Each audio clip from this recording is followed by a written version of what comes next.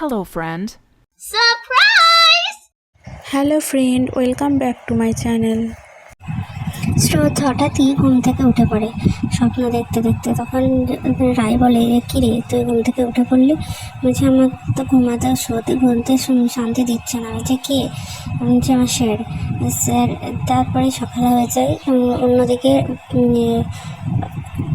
নীলু ভাবে যে কিভাবে সূর্যকে মিথ্যা কথা বলে সে যাবে হসপিটালে, যাওয়ার নাম করে ওই বাড়িতে চলে যাবে। তারপরে একটা অন্য কোনো তারপরে এই সূর্য উঠে পড়ে আর বলে, কি গো, তুমি সকাল সকাল উঠে চলে যাচ্ছ, আমাকে বললে না যে তুমি ওই বাড়ি যাবে? তুমি কি আমাকে বিশ্বাস করছো না? না, আমি তোমাকে বিশ্বাস করছি, কিন্তু বাবা একা থাকবে, তাই আমি তোমাকে যেতে বলছি না। তুমি কি ভাবছো যে আমি তোমাকে আমি গেলে পারে কি তোমার অসুবিধা হয়ে যাবে? সূর্য বলছে। তখন নীলু বলছে, না না, তুমি এরকম কেন বলছো? তুমি কি আমাকে ভালোবাসো না? তুমি কি আমাকে রায়েশ স্যার ঘরের মধ্যে চটি পরে ঢুকে পড়ে। তখন কাজের লোক বলে, কী ব্যাপার তুমি চটি পরে ঢুকে পড়েছো? আমি যে এখনই মুছলাম। তোলো পাটা তোলো, আমি এখনই ঘরটা মুছে নিই। যাই হোক, কী ব্যাপার বলো তো?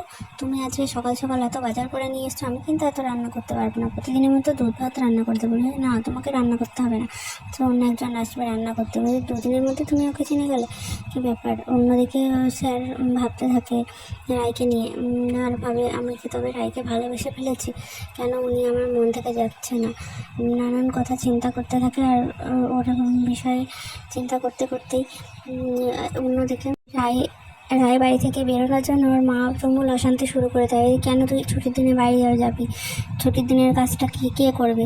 তুই কেন বাইরে যাবি? তোর বাড়ি থাকতে ইচ্ছা করে না? না তো সবসময় ছুটির দিনও তোর বাইরে যেতে হবে? তুই বাড়ি থাকবি, বাড়ির সব কাজ করবি। অন্যদিকে দেখা যায় নীলু চলে আসে, বলে, হ্যাঁ তুই কি তোর সেই বয়ফ্রেন্ডের সঙ্গে দেখা করতে যাচ্ছিস?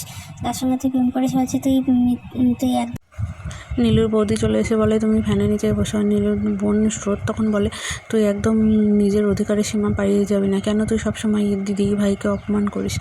যে কেন দিদি ভাইকে কী করেছে যে অপমান করবি সবসময়? যে মেয়েটা সবসময় খেটে যায় তাকে অপমান।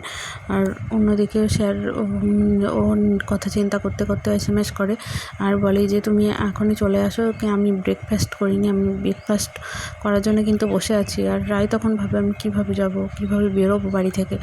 আর রায়ের স্যার তখনও রায়কে নিয়ে চিন্তা করে আর নিজের মনে মনে গুনগুন করতে থাকে।